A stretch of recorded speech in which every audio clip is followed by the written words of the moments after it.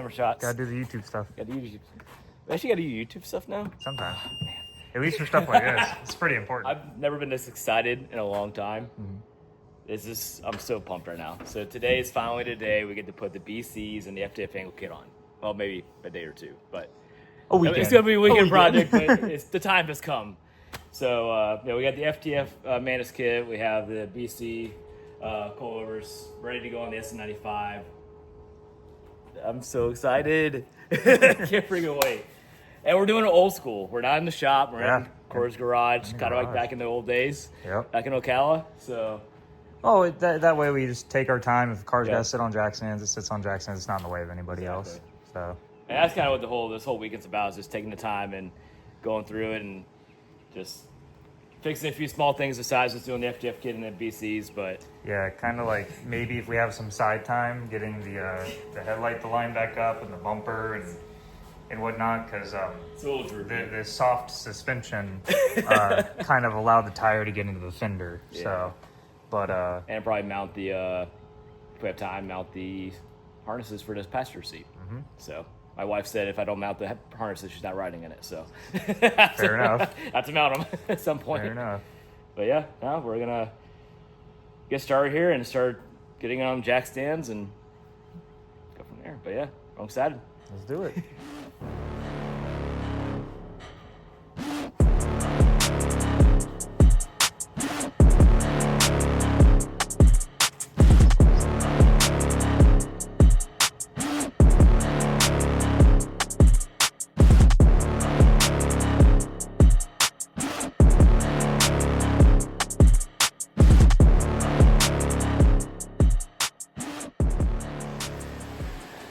A perfect how-to video, but we'll give you some step-by-steps at least. Oh, for sure. Yeah. Might not give you every torque spec and nut and bolt size, but like, first things first, jack the car in there. Put it up in the air. Yeah, got it on the jack stands now. Jack the car up, put it in the air. Yeah, we're just gonna leave it all four up in the air, just make it easier to work around underneath the car and whatnot. But we're gonna start with the rear. So, the rear is super simple. Literally, take the shocks off, drop the axle down, take your springs out, put your springs and adjusters in, jack the axle back up, put the shocks on. Rear's done. Yeah. That's all we can do on this car. There's nothing else to do on it. So we might, depending on articulation of the rear axle, it's got aftermarket arms on it, so it should articulate quite a bit. But depending on how much articulation, you might have to unbolt the lower control arm, but we're going to try it without having to do that. So yeah. Sweet. Next step, start removing the rear stuff. Let's do it. Okay, some people do it out of order like us. Step one should be disconnecting your battery. I like to get the car in the air. If you're not working on a lift, it's not that big of a deal because you can still get to it. So step one or two, depending on how you look at it, disconnect your battery. Boom, done. now we can start working on it. Just step by step with Corey. I'm so excited. I know. I'm both using my tool and for this car to like look sick. They say not to break it free with it, but who cares?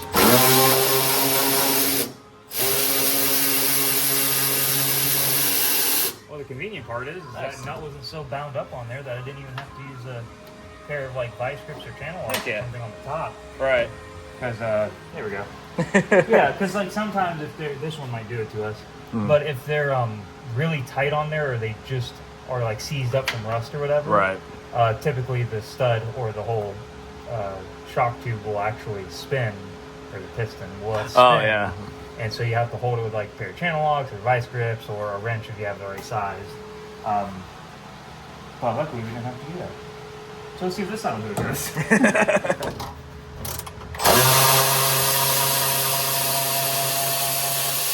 Dude, the speed and torque on this thing is sick. What great money well spent. Like, I haven't bought a tool in a long time. That's been like a nice That is a good idea. That's a really good idea. I'm happy with what I do. And there they go. Oh, heck yeah. Yep. Drop them down. Oh, pop right out. Perfect. Sweet. If we're limited by the control arm, but it looks like it's slowly going down. We're probably just bound with the control arms as far as they go down. Right. So we may have to disconnect the lower arms, or we may get lucky and be able to just push down on it. Oh yeah, we should be all right. We'll play with it. Yeah. But either way, let's get these shots out of here. Yep.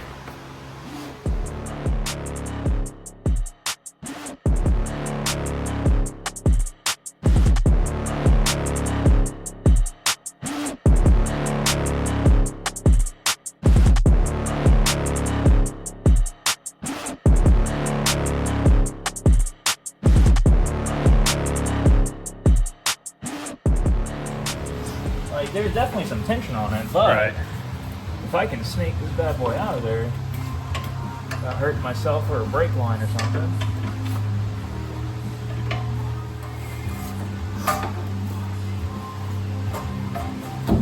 No, wrong way. Back in the pocket.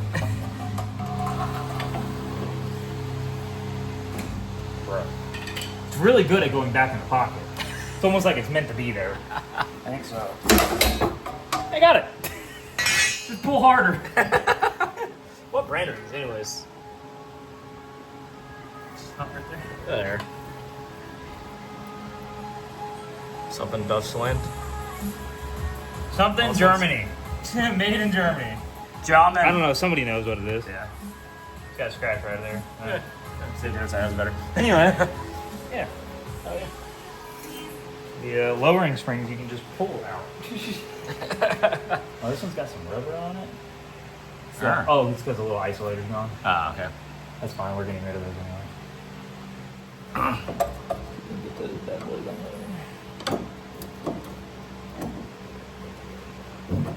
Why are you stuck? I don't understand. Where's my hammer at? Hold on. Stay. There we go. Golly. It was so sideways. It was literally sitting over here. I'm sure I'll see it in the Yeah. video. Cool. That's not how you do that, but that's how we did it. Hey, it's a good freaking garage. It man. worked. Race car. It worked. Oh yeah. All right. Get all this dirt and debris off of here, Yep. and then the rear's ready to go on. Simple as that. Yeah, I'd say if you're doing this on your own and you want to do it in a better way, is to support. Probably put a jack stand under the axle tube, and then take your jack and put it underneath your control arm, like right where the bolt goes. Remove that bolt and then slowly let it down with the jack, and that way it decompresses the spring and you can easily remove it. You're just being lazy. And in theory, the fact that the rear on this car is probably going to be slammed, like we're going to make it as low as possible, because usually the beast, like for my car, it's as low as possible and it's still pretty tall, at least for the tire size we run. So that being said, we should be able to just run these all the way down and they should basically Slide right in. fall in. Yeah. Yeah. So anyway, yeah, we're gonna clean the base plates up and then drop the new stuff in. Okay. Get out of the way. Get out of the way. Oh God. Don't mind me. I'm just taking a Sharpie to your brand new thing. So this came out of the wrapper. Yeah, well, I saw it and was like, oh, I need to do this. So I always put a Sharpie mark on them. I'm sure there's a lot of people that do it, but I always put a Sharpie mark on one of the little tangs to catch for the spanner wrenches. That way I know how many turns I've actually done. So I'll find something on here like the sticker and this little exclamation point. When you're all the way up, it's a little bit past it. So I went basically one turn down to the exclamation point or roughly near it, and then lock these two, or relatively lock these two together. So once they're tight, they should be close to each other in orientation and close to this exclamation point. So I know, like, if we need to make an adjustment, okay, I can come around one turn and go, I know I've done one turn. Right. And if I remember correctly, one turn is 2 millimeters on BC. So every 10 or every 12 turns or so is an inch of ride height change. Fun fact. Yeah. But and that's if that's correct. If I'm not, please correct me. But I'm fairly confident it's one turn is 2 mils. So anyway, we're gonna run it at full low right now because this isn't like an extreme low kit or anything. And the Mustangs are kind of notorious for sitting high. And my car is currently as low as it goes in the rear. So that being said, the fronts are gonna have to go way up because the BCs have a 40 or 50 mil, not an over center cut. What do they call it? Basically, because I can't remember it right now off the top of my head. I could just look it up, but I'm not going to. We're going to keep this raw and real. Is it takes where the wheel mounts and it moves it up roughly 40 to 50 millimeters. I can't remember exactly which one it is, which in turn lowers the whole car. But it's to correct for steering geometry and such. It's like a bump steer correction. Okay. Is what it's for. So anyway, so if you take them straight out of the box, put them on the car like I did whenever we did my FDF, and I like had to, well, I didn't take them straight out of the box. I had them set up for what the car had without angle, and I put the angle kit on it, and it was dumped like on the rack. Yeah. It was like put the wheel on, it was tucking it in the fender. I was like, that's not gonna work. So, anyways, what we'll probably do for the fronts is probably spin them pretty high up, and then put them on, put everything together, and then figure it out from there. But yeah, for now, we're working on the rears. So, marked them with a Sharpie, so I know how many turns we need to go, or if we need to adjust it, I know how many turns we have gone. And mark the next one with a Sharpie, and then put the springs in, put the shocks in. Rear's done. Put the wheels back on. So, all right. This is the first time I ever actually had like full suspension on a car. Like every vehicle I've had, it's always just been street stuff. Never done any racing with them. Just for aesthetic, it's just put lower springs on. Well, and the cool thing is too is the rear already had the tubular arms, so it's already got polyurethane bushings, tubular arms, and everything in the rear. So now we're finishing it off with adjustable suspension and good shocks, and then the front's getting rid of all the control arms and everything. It's going a full FDF, it's getting a full drift spec style suspension. Exactly. So Heim joints and everything, like it's crazy. It's gonna be an insane difference. It's gonna look so good. The funny thing is too is I feel like you're gonna have the same situation as me. Is every time you park your car, you're gonna lock it out sitting. Oh, I have to. Like you back up and you lock the car out just so you can see your suspension. Especially when it's all fresh and new. Like it looks so good. I'm so excited. All right, let's get it on. All right, let's do it. Interesting that they. Oh, okay. I see what they did. So they literally took the bottom shims on these, or like okay, so they sit on there like that, right? Yeah. Well, they are usually, if you see how this is angled. Yeah. Well, they're bolted on. These angle guys are bolted on. So in reality, this bottom plate is just flat, and then they bolt on this angle piece, which is funny because it's gonna make the car even taller. But interesting that they just did it that way instead of like machining one piece. Yeah, like machining as one piece. It makes me wonder, like, if this is just the universal piece that they always have on everything, and then now they have this adapter for the SNs, Just interesting. That's how they did it. And it makes you wonder, like, is there any benefit? Like, obviously there's got to be some sort of benefit from doing it this way, because they designed it and took the time to do it, so interesting. Fun. You learn something new every day. Alright, so angle piece goes forward. Whole guy slides on there. Make sure if you have a rubber isolator, kind of like what this spring had for the top, if you have one of these guys, take it off. You don't need it. It's a race car. Deal with the noise. Right, exactly. And also, they say you're supposed to remove them. So, same thing with this little ring right here for this guy. Make sure it stays on because they slide off. But it allows it to spin this spring to rotate on here, so the spring isn't binding and having problems when you're trying to go up with it. And then take your marked area, face it outwards towards you. That way when you're adjusting it and such, you can see where it's at. Also, do you see the ride height difference here already? That's nuts. Remember I said that we're just going to fall in? Yeah. Oh my God. So, on an SN, we might have to raise it. About to say, yeah, it's going to be slam nuts. All right. I don't know if that's the true spring rate of this or not. But also, if you look, this area is going to act more like just a ride height helper spring. It's going to raise the car. It's not actually going to really do anything. Like you can see, I can squeeze it with my hand. Yeah. So it's really not going to do anything for spring rate wise or actually like usable spring. It's more or less just for ride height change or to extend the stroke. So that way you could run something like an OEM shock here. Yeah. While still having some lowering spring to it. It allows for extra droop. So when the axle lowers, you're not just bottoming out on the shocks or anything or whatever it may be. Or that when the shock, if you're running a stock shock and it droops and it comes all the way down, it doesn't just eject the coil out of it. Because if it stopped, like this one, if this was basically full droop on the shocks plus an inch, obviously there's way more than an inch here to the top, this would just fall out if it ever fully droops. jump the car or something. That being said, that's what the new the new shocks are adjustable. So that way, what we can do, get both of these coils in, and then jack the axle up, and we'll be able to adjust the shocks to where at max droop, this can still be tight, or it can be a little loose, or whatever, however your preference is. Yeah. Because it's also how you set preload on something that's like a divorce setup here. So if we want a little bit tighter of a preload, we can actually adjust the shocks up further and put pressure on that spring, so that way whenever it fully droops, it's not actually fully releasing the spring.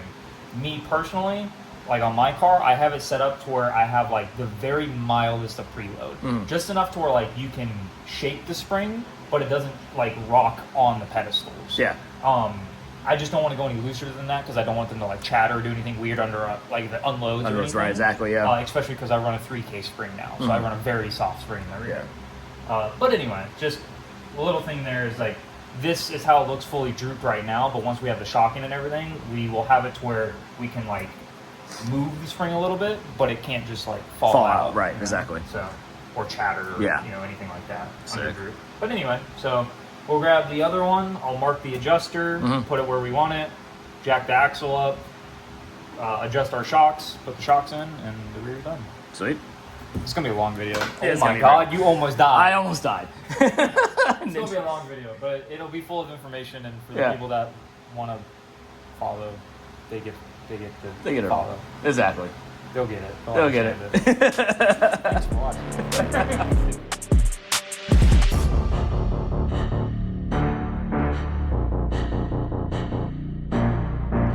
Go.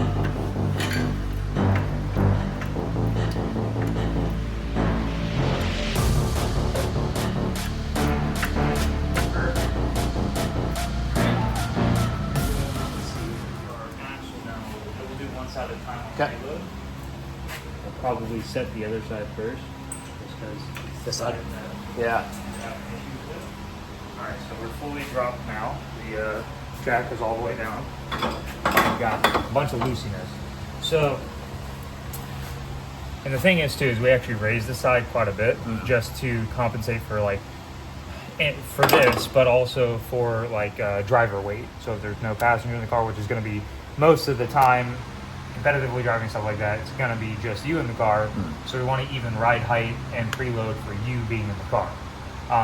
So typically, I don't know, quarter to a half inch, Gotcha. more than enough. Depending on driver size, obviously, for you, probably a quarter inch will be fine. So the car will actually sit just a quarter inch higher on the left side. You won't even be able to see it. Right, yeah. It's just enough that when you get in Get the in, car, it'll level out. it levels it out. Right. So we'll probably actually go up a little bit, and we'll just adjust it by preload now. Gotcha. So for now, I'm going to adjust this back down. We're going to sit where you have it at 0 on the other side. So this side will go, we go 5 turns, it's a half inch, so we'll go probably 3 turns, Okay. and leave it at that. So back at 2. And then we'll set our preload. So I'm going to do Sweet. that and make home. Put that down. 1, 2, 3. You did how many turns originally? We did 5. Okay, so we'll go up 1. That was 3. Okay, so there's that. We've got our 3 turns down. So we take our lock ring, spin our lock ring down, and they might not always line up, which is fine. All right, there we go. So that's adjusted. We've got all that lined up together now, and then we need to adjust our preload. So now we need to make sure our little lock ring back here is adjusted. We're going to have to go pretty high up on this. Lift up on the axle until we have a tight spring over here, and then we'll spin the shock body up until it lines back up with the hole. And then that way when we release the jack, the spring doesn't change and our shock is at full droop. So if you want to grab an 18 and a 50. Oh, I don't know how to grab shit. All right, off position. Grab. So loud. It's very So loud. Okay, use the jack real quick and let's go up a little bit until this bolt becomes loose. I'll tell you when. Nice and slow. A bit faster. Okay, there we go. Okay. Whoop. All right, and then we just take the shock, slide it Spin up it up. like this, and then go ahead and go up with your with the jack.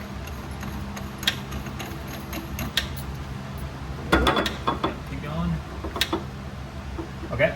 Yep. Perfect.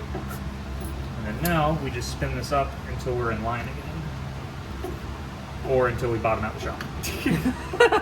Which, that's bottomed out there. Okay. It should be really close. Oh, look at that. Should be pretty really yeah, close. we can... All right, come down a little bit. Yep. Nice and slow, if you can.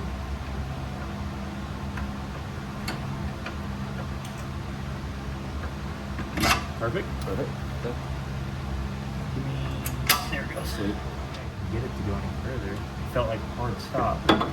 Go ahead and go up with it a little bit. Or, yeah, go up with the... I'm just going to see if I can go a little bit tighter on this. No.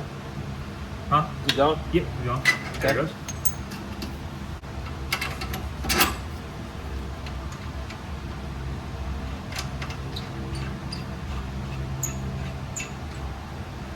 Alright, go ahead and come down with the jack. Come down.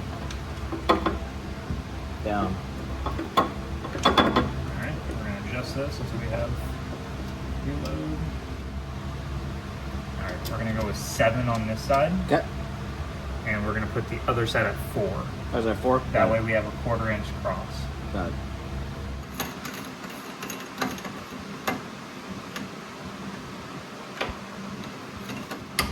Perfect.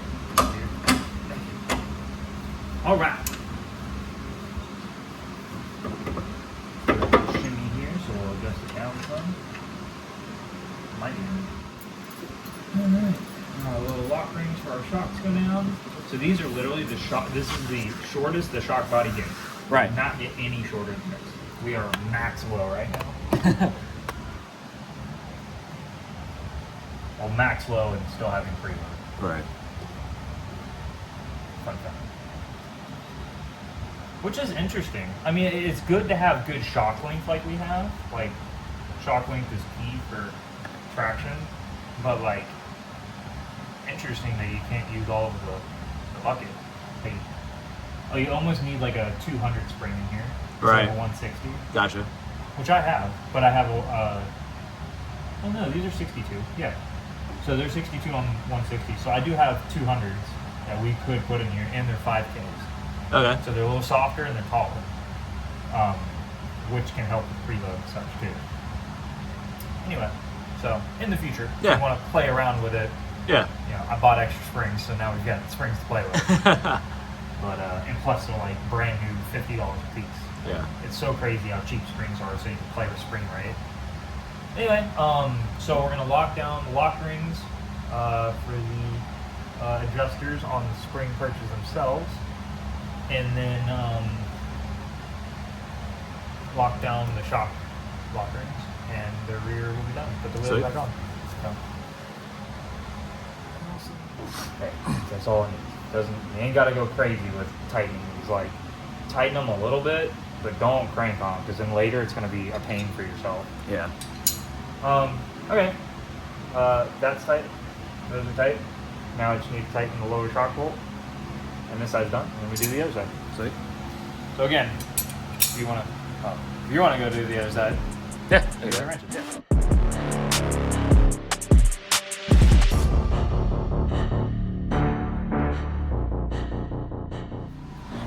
All right, we got part of it done. Yeah.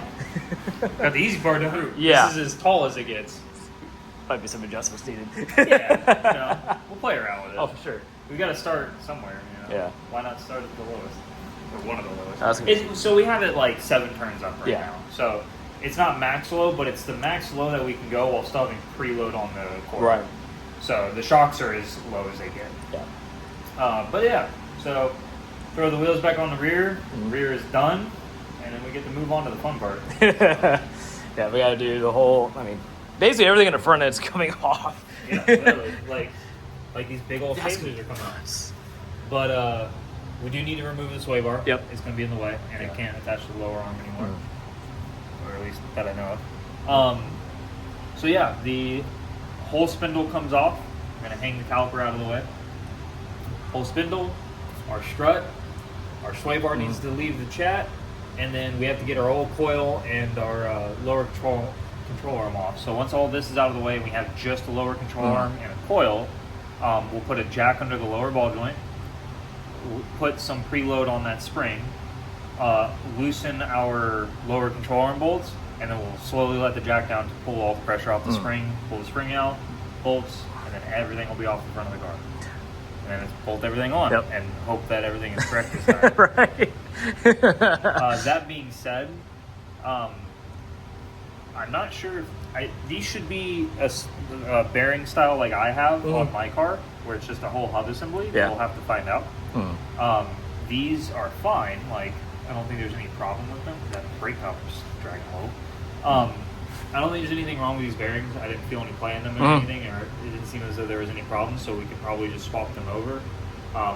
But if they're cheap enough and a parts store has them, we might just throw some, like I did with mine. There's some fresh bearings on them, so we know that they're good. Yeah. To go. Nah. That being said, the previous owner had said that he went through all the suspension and whatnot, a year or so before we got it, so it's only a couple years old, a few years old. But anyway, wheels back on the rear, and start disassembling the front. Perfect.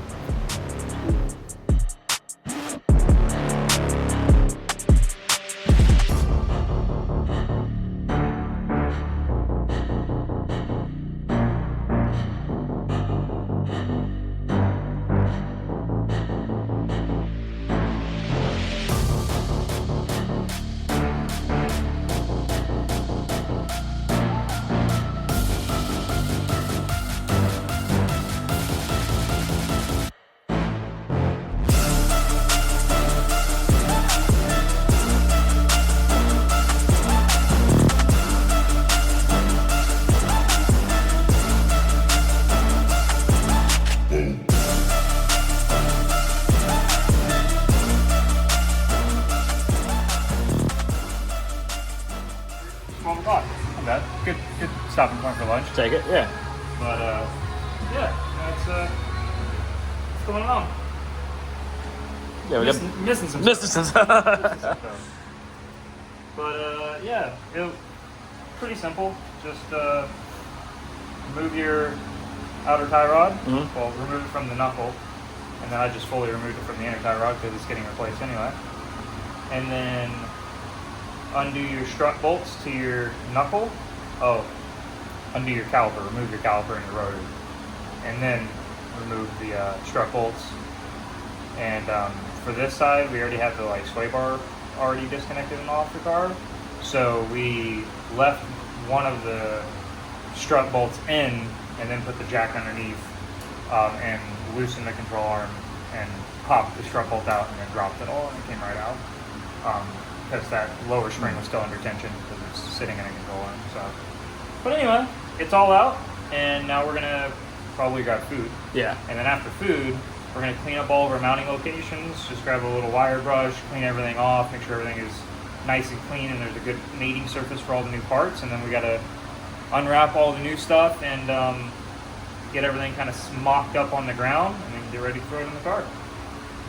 Oh, and then while we get lunch, I got to grab some axle nut sockets to get the bearings off. Yeah. So we can swap the bearings over, the hub bearings. So, yeah, not too bad. It's going good, man. Going pretty smooth so far. Oh, so We good did progress. find a little damage on this strut tower. I don't know if it was previous or from an event or whatever from going off, but that side's super flat. This one was really you can kind of see here, was raised up. So I went ahead and just smacked it back down with a hammer. I have a feeling I know where that happened. One or two spots. I went off really. It's Black Friday drift. Yeah. First night went off really bad on the back end. Right. Popped pretty good. I have a feeling that's where it happened.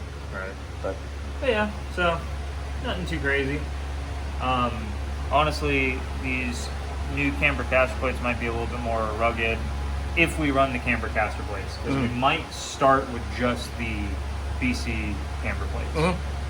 Just so we don't have to cut strut tower or anything today. We can just get the camber plates on, go drive it, see how it feels. Yep. It's exactly what I did with my car. And then I was like, okay, I want to adjust it, I want to play around with it, see what the feel is. Because once you cut the strut tower, it's really hard to go back. Yeah. You can, it's very hard.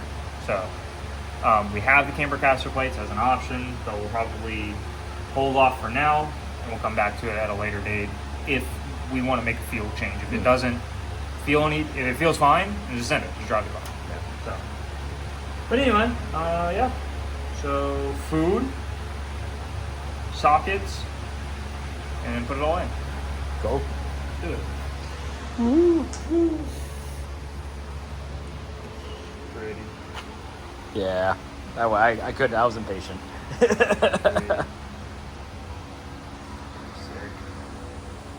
That's gonna be wild. Yeah, we're just getting things laid out for now. Yep. It's a nice, nutritious meal. Yeah. Good old Taco Bell.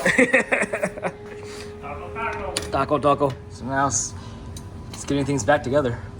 Yeah, Come down so what I'm probably going to do, because these are all loose, is probably get the knuckle attached at the tie rod. Right. So I'm going to take our little tie rod sleeve, I'm going to adjust this all the way to where it was originally on the factory inner tie rod. Spin this guy all the way on for the time being. And then I'm going to take this tie rod, the outer hind out of the knuckle, spin it all the way into this adjuster so we're bottomed all the way out on it, so we have max thread engagement. And then whenever we go to align everything, we'll just adjust it we'll double adjust it from there. Yeah. But yeah, take this out, put it into our sleeve, basically run this bolt back through to keep our knuckle all together and out of the way. Throw our lower arm on. Once the lower arm is on, we'll be able to install our lower ball joint basically here, our other hind that connects the control arm to the knuckle. And then once that's all together, we can throw the strut in and bolt them together. And it'll have an angle kit on it. Obviously, we gotta put like bearing stuff on it, Oh, for but sure, yeah. it'll have an angle kit on it. It's nuts. Yeah, and you can actually see, like, they're over there, but like the factory knuckle, the pickup point for the tie rod is almost level with the spin, like the actual shaft for the bearing for your wheel. You can see how much lower this side is. So basically, So this is how much it's lowering the car. That's nuts. Just off the spindle. Jeez. And why we have to jack the strut way up. Right. So you get a lot more travel per se. You have a lot more adjustment in your strut. Right. In comparison. So That's like nuts. my car was like, before I went to 12K Springs, was as tall as it could get. Like maxed out, which is crazy to think of. But it's because of how much this changes. Right. So anyway, yeah, because it moves not just your tie rod pickup, but your lower ball joint, everything down. Everything. Yeah. So yeah. It's crazy the difference in like just the sizing of everything. Right. Because like, I mean, just in comparison, there's that one, and I mean, look at that. That's absolutely insane. I can pick this up with one hand. It's so much lighter, but still, it's like, I don't know. I mean, drift car stuff, but still, it's a sense. It's crazy. So Cool. yeah, It's good stuff. cool. It's exciting. I'm so pumped. It's gonna be I'm just great. excited to see it like look the part. Like we kind of like Right. half-assed the look before. Right. Now it's actually going to be like look the part. Yeah. It's not just gonna be. It's not gonna be a drag car drifting. No, exactly. It's gonna be a drift car. Kind of gonna miss the wavy, right. miss the boat feel. You know? All right, well, we're gonna get everything kind of strapped together. But We're finally turning the cheat codes on. exactly, yeah. I know because I remember I drove your car the first time. Well, after you got the angle mods, and it's night and day. I mean, obviously, but cheat codes. I could drive your car with one like in my sleep. Yeah, it's great. It's gonna be insane. This is gonna be so rewarding. Yeah, It's gonna be so rewarding. cool. All right, well, we're gonna get everything kind of strapped together and go from there.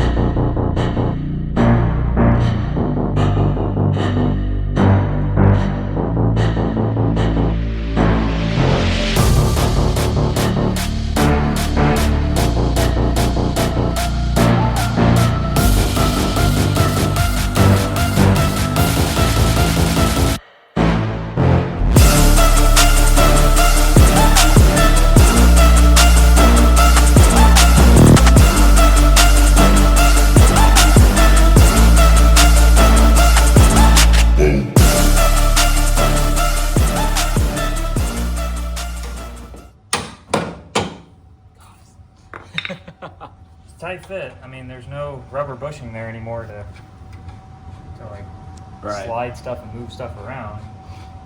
But and you can kind of see here I had to adjust my caster way out just to be able to like help articulate got it, this and yeah. get it around. Yeah. So that being said, I wonder if we would benefit from trimming the subframe here.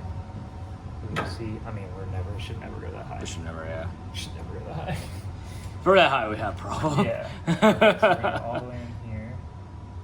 It's a half turn. It's a full turn. All the way back in. That we're bottoming out. Yeah. Oh, That's yeah, where it's yeah. tapping here. I just don't think it'll ever go that high. I mean, that would be Like- the wheel will be above the freaking. That's what I'm thinking. Like, Yeah. It has to be. So I'm gonna just mock this real quick, and Okay. we'll tackle the other side. I just want to know Yeah. before adjusting this. Yeah, for sure. Okay.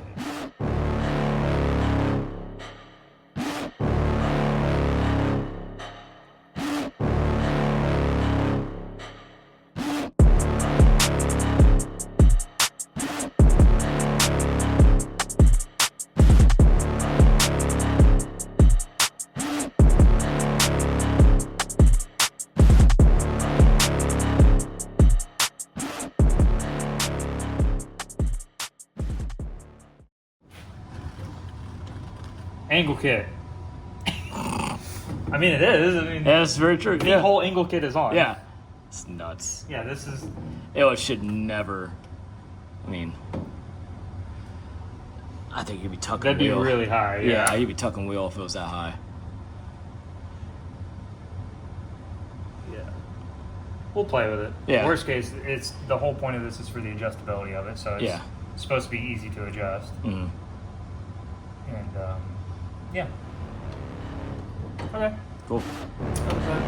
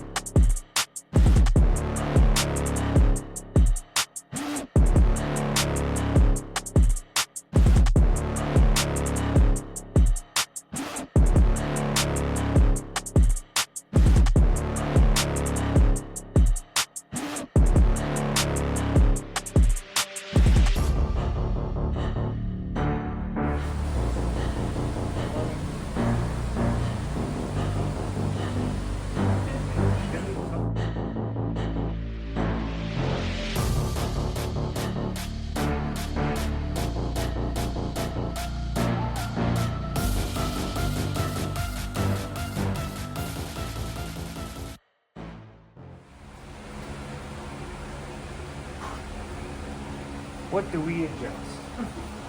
Corey's in his thinking mode right now.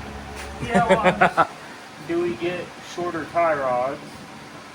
Which is crazy to think of, but it's because this double adjustable is so long, Yeah. or this tie rod sleeve is so long. Or do we adjust the lower ball joint out or the control arm out? That is the predicament we are in. Because we don't want to go like super wide with the car. We don't really need to. If we don't have, or if we don't have to, we don't need to. Right. So that's just where we're at with it. It's like, do we want to add more track width to compensate for the long tie rod setup? Because we got a bunch of toe out right now. Or do we want to cut down tie rods to tow it in some? That being said, we don't have much adjustment of toe in anyway, even if we shave them off, because we've only got maybe a 1/4 inch that we can shave off, and then we're just bottomed out anyway. Because like right now we're bottomed out in the sleeve. If we cut the tie rod down, then we'll just bottom out on the tie rod threads. So, but if we push the lower ball joint outward, it's going to pivot around that tie rod, which will then give us some toe in. Only thing is, we might have to go an inch to get it to be where it needs to be. Right. But it just makes me wonder if, like, I imagine these aren't the original tie rods to the car, so if these aftermarket ones are a little bit longer than stock or something of that sort for some reason. But because there's nothing in the instructions about tie rod modification. Right. So Yeah. I mean, we might play with moving the control arm out a little bit. I'm gonna recheck our ride height some more, so just so I can get a wheel on it, and then that way, like putting a wheel on it, I can see how far in or out we are on the wheel well, and if we feel comfortable adding track width. adding some track width to it. So that's where we're at. That's what we'll mess with. Oh yeah, there we go. That's better. You missed it. We were talking about the car. We were talking about the car. We've come to the decision that we're going to go full Hot Boy or RTR, however you want to look at it, and we're going to go all the camber in the front to start, and which is going to give us max KPI. Well, relatively max KPI that we can run. There will be a little bit of adjustment you could do, but for quick, easy adjustment, it's going to be the max. Yeah. So we're doing the top hats in the factory location are as maxed out as they'll go. So I'm sending it down right now. That's as far as they can go. The BC portion of the camber plate could go a little further, but it's zeroed, so we're just going to leave it as they came out of the box. And then I'm actually rebending the strut tower a little bit. Nice.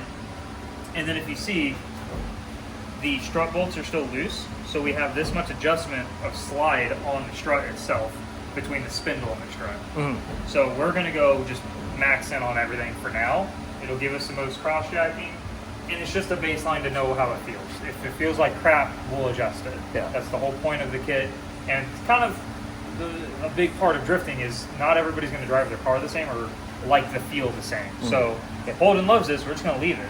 Just because one other person that drives his vehicle, if you let somebody drive it and they hate it, it's not their vehicle. It doesn't matter. It's Holden's car. So we're going to start it at full, just as much camber as it can get, and just go from there. At least in the easy adjustability spots, which are your top hat and your where your strut bolts to your spindle. That being said, fun fact about the FDF kit: if you have the lower arms max in, so everything, all the hind joints are as turned in as possible. And basically what we did is we turned all of the hind joints in on the lower control arm, including like the lower ball joint one, and then we went out like one turn, just so we could get it nice and straight, and they were all even. Yeah. That was way too skinny on the arms, so it had 2, 3, 4, 5 degrees of toe out. It had a bunch of toe out in it. So we went ahead and went to max adjustment just on the lower ball joint, like the lower ball joint hind, and they say 3/4 to 1 1/8 inch or 12 to 18 threads. I have it at roughly, it's like 13 threads, it's like 7/8. So it's like max comfortable adjustment. Right. And that, we have a bunch of toe in now. We have so way of adjustment. Yeah, so we could honestly go back in a little bit, but we're just going to leave them where they're at as just a starting point as a max. And it's kind of like, I don't know, I like to either go max in or max out with everything.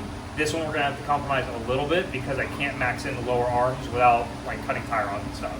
So we're going max in on the camber for the strut and the spindle mounting point, and then max out on the lower ball joint. Everything else is as tight as possible, it's as far in as it can go. Yeah. Including the tie rods right now. Tie rods are fully adjusted in, but we have a bunch of toe in now. So, that being said, we got everything relatively mocked up and set to where we want it and in the car. So now we just need to literally tighten everything down. We're going to put our rotors and calipers back on, and we have extended brake lines for it. So we're just going to get everything tightened up, and then we're going to change out our brake lines and just set it on the ground. Yeah. Check it out. See what it looks like. Oh, it adjusts the toe. Yeah. We got a lot of toe in. Yeah. So we're just going to eyeball align it and hope for the best. Just get it enough to where you can move it around. Exactly. And, drive it a little bit, feel it out, and test out the new thing we have in the backyard. So yeah, we'll find out here. Hopefully it fits on it. That's what I'm hoping too, because it's a little wider now, but we'll see. We have, I don't know how much room we had when Corey put it on the first time, because it fit with the 2-inch spacers. So we'll see. If it works, it's great. You found a steal on this thing, so you'll see. We'll show it to you here in a little bit. But no, like this setup is kind of how I learned to drive on Corey's car when he had it first done, because I drove it. Second event, you had the FDF kit on it. Thursday first, then we did private day, then we did Rado on Rama. Yep. And it was about the same setup, and I love the way that car felt. It was super consistent. Yep. There's a little binding at the very top end of angle, but you didn't have to really, if you weren't chucking the car too hard, you didn't have to go that deep. So I think it'll be fine. So we're going to go with that. That's something I'm already used to. We'll see how it feels, and we can always adjust quick, like Corey said. So. It's a baseline. Yeah, exactly. We have all this adjustability so that we can try things out. Exactly. They do have the specs on their instruction, like their install kit, or their install instructions. They have like specs that they want you to be at, but I mean, I get to an extent it's the geometry specs that they want them to be within, so that way it's like technically the best feel, the best like the most amount of clearance and all that stuff. But again, when it comes to drifting, it's all about personal preference on stuff. You could have a car that somebody thinks is garbage and they can't drive it worth crap, but then they are winning competitions. So it doesn't matter what you feel like, it's what they can do with their car. Exactly. And to an extent, there are guidelines as to like what works and what doesn't. Correct. But we are adjusting around what feel is more than just the guidelines of what does work. We know it's going to work. Yeah. Just how's it going to How's it gonna feel exactly? So, anyway, I'm going to grab some Dr. Peppers. That sounds good. Thirsty. Yeah. And then we'll get back to fixing this because it's all towing. It's all towing. Right Yeah. Got that towing. Oh, it's good.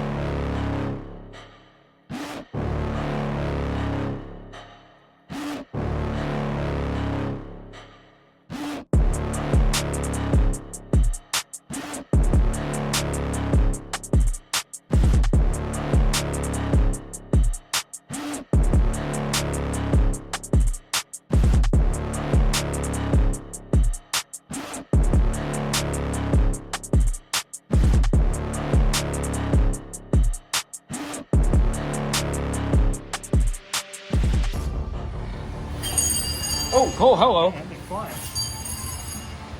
All right, so we're actually coming to the end. Pretty close to it. It's pretty successful so far. Yeah. I mean, It's pretty solid. everything's been properly fitting. We got everything. We got the toe out issue fixed. Everything spot aligned at the moment. Just enough to move around the yard and move around the street a little bit just to get some drivability on it. But the last thing we really have to do is brake lines. Yeah. Extended brake lines. Yep, we have some extended brake lines to put on it. You know, looking at it, do we really need to? Pop the full lock. See what happens. Why not? Yeah. Might be able to save some money. That's a lot of angle. This is not. That brake line's not tight. The what? Brake line's not tight. Really? It's Oh, ain't going nowhere. no. It also, like, the guy replaced the brake lines. I don't know if I imagine it's a factory bracket, but Yeah. like, that brake line is not tight. Okay. That's perfectly fine to run like that. All right. Let's see what that look like when it's Yeah. all bunched up. I mean, it's just curved real. Problem? I don't think so. No, not That's really. fine. Really? Should be all right. As long as the tire doesn't get into it, we're good. Maybe just bend this down a little bit. Yeah. But we'll check it. You know, put the tire on it Yeah. and check it. As of right now. Yeah, full walk this side real quick just to make sure. Yeah, we'll go the other way. Yeah. That's a lot of Bro, angle. the angle That's a lot of angle. Stupid. Like, God, man. You know what, Rose, we didn't do? We didn't do a before after. Yeah, whatever. Locked out. This side's tighter. This tight. I mean, is that enough wiggle? It's gonna get a little more stretch whenever it goes down, right? Or is it gonna get it more topped in? Not really. It's not really going to change. Yeah. It's just going to pivot on where it's at Yeah. over there. In reality, we could probably. I don't know. We could probably run that. It's not ideal with how much it's pulling on it right there. Mhm. Do that. No, there you go. Yeah. Loosen it up a little bit. There's not really any tension on it. No. I mean, you can move it that much. Yeah. Yeah, it's not gonna So- pop it off. And then if we go back the other way, I think it'll be fine. As long as this clears the tire, we're good. Yeah. Don't All check right. the other side now that we're full walk on the other Yep. side.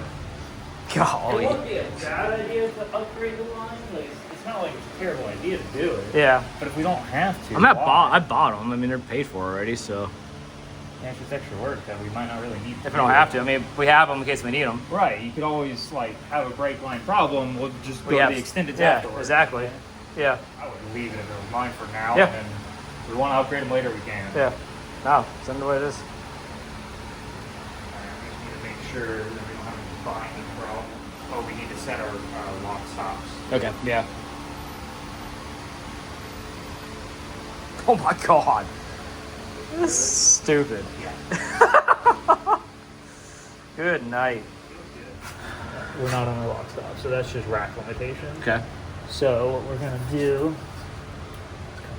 off rack limitation there. Okay. Let's see, can I get this bolt in there? Guess I can just stop here. Okay. All right, we're flush with it, and then now we're hitting the Nice. lock stop. And that way we have, like, we're not smacking the ends of our rack. Right. Which technically we were doing before, because That's true. whatever, it is what it is. Yeah. But this will help, especially at high angle, this will help keep the rack from failing. Right. So now we got this one set. Now we can go to the other side, and we need to tighten that lock nut down. Okay. Yep. We'll adjust the other side, and then we'll tighten the lock nuts down. Perfect. To the other side. All right, FDF, work on cleaning these threads.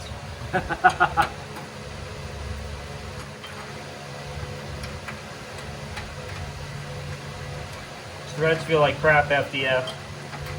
Just letting you know, for the lock stops, those threads need to be cleaned better.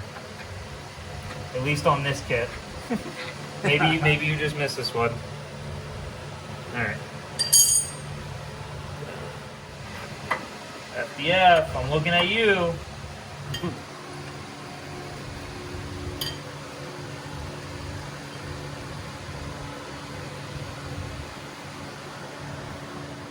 Do we need a rant?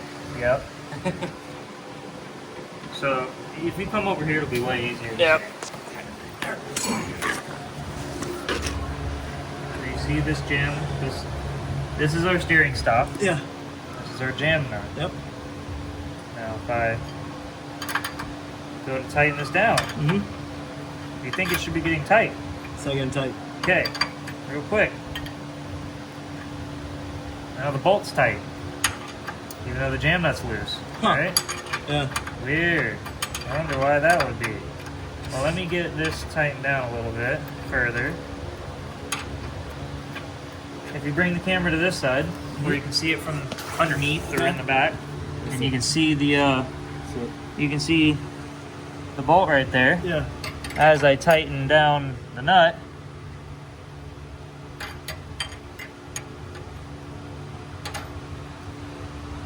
see where the bolt's at right now? Tightening down the nut. Look at that. The bolt gets loose and it starts pulling it through. Because the bolt or this is the wrong thread pitch. Okay. It's almost like it's a metric thread, like a 10. Obviously it's not, but like say it's an M10 thread pitch and this is a 3/8 bolt kind of thing. Right. So it'll thread in per se. It is gonna tighten. It'll back it out. It'll thread in. Maybe now it won't even thread in. I think it's those threads. Sorry for the language, but if I put the bolt in, Yeah. see how I can wiggle Yeah. the bolt. So the problem is when I go to tighten down the jam nut, it's just stripping the threads, pulling the bolt out. Okay. Like the bolt isn't spinning, it's just pulling the threads. And if I go to the bottom spot, one, it does the same thing, and two, it doesn't clear, it goes underneath the arm. Right. So I can snug these, but I can't tighten them. So we're going to snug them for now. Yeah. And probably get different hardware. But anyway, for now, we're gonna make it work. But FDF, come on, man. It's such a small thing. I get that, but Yeah. like, bro, how do you, when you're Yeah. putting this kit together, how do you not notice that? It was installed. Yeah. It was in the arm whenever it came out of the pack, or in the spindle when it came out of the packaging. Like, Yeah. come on. Minor Yeah. thing. Anyway, See if I'm gonna get it snug. we'll get. We're gonna get it to where it's not gonna kill the rack. Yep.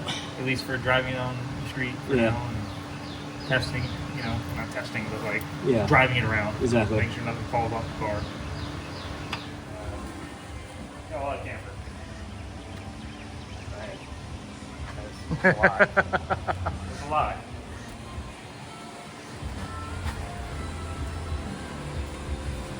We need to put some big tires in the rear. I'm about to say yeah. Or those in the back corner. She's a little high on the tow out right now. Okay. We need to tow it in a bit before moving it. Okay. So we'll jack it up and tow it in a little. but Yeah. it's on the ground. It is on the ground. Jeez, man. Yeah, we're gonna tow this in a bit. Yeah. And then probably 10 more turns on the BC. Yeah. Probably go up 10 more turns. Maybe about an inch. Yeah. But we got the lights aligned somewhat. Yeah. Bumper looks a lot better. It's not as droopy anymore. Fix it up a little bit. Yep. So. Well, that's the other thing we're probably gonna have to do is cut the bumper some. Yeah. That's going well. Some more. Yeah. We'll see.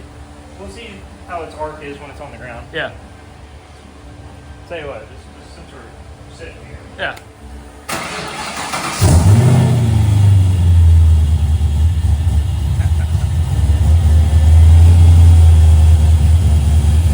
Yeah, you're in pretty good. There we go.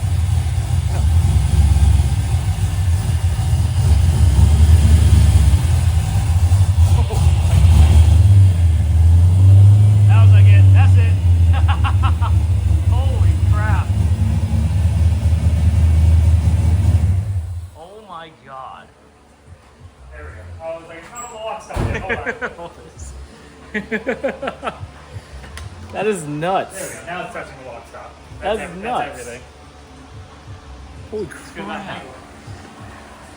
That's one more than we had before. Yeah. Smidge. Do your test like when you did your car. Yeah. Look at that! I can see that from everywhere, man. I can do all my springboard right there, man. This looks really good up here. Yeah. Get all things. Looks good. Oh yeah, look at that. Try to do it with a tripod. It's freaking hilarious. That's awesome. Oh my god. It's gonna be a bit different now. A little bit. Might have to steal your car next week. Go test it. I mean, you're more part of this. You're just as part of this as I am. So, by all means. Yeah. Oh yeah. We'll have to probably cut it an inch or so, inch and a half off. Both mirrored on each side. Yeah. Probably grab a sawzall and do that. Yeah. Sweet. Nah, that's sick. God Almighty. Go. All right. Yeah. We'll definitely we'll raise it up a little Yep. bit. And cut the bumper and she'll be, and then tow it in. Yep. And then she'll be good to try and load it on the trailer. Hopefully she fits. Yep. Pretty wide. Yeah. Pretty wide. That's awesome. Heck Yeah, so it's so weird because in these cars, I don't know if it's just the pickup point Right. help fix it a bit, but like whenever you watch them steer, like on my car, I get a bunch of positive on the lead and a bunch of negative on the chase. Right. Like not I don't want to say, but I guess it's a little bit of positive. I don't know. This one just looks like it's got a lot more positive on the chase wheel. But Right. anyway, not a bad thing. Yeah. It's got a good amount of cross tracking now. You can actually. Yeah, you I mean, can don't see get me it. wrong, it's really hard to see with the fenders because the fenders are tweaked. But if you look at the You can back- see if it you in the look back. at- If you look at the rear fenders, Yeah. there's probably a half inch of cross tracking. Yeah. Nothing sitting still. Right. And there's no front sway bar in it right now Yeah. either. So. Yep. I'm stoked. I'm so stoked.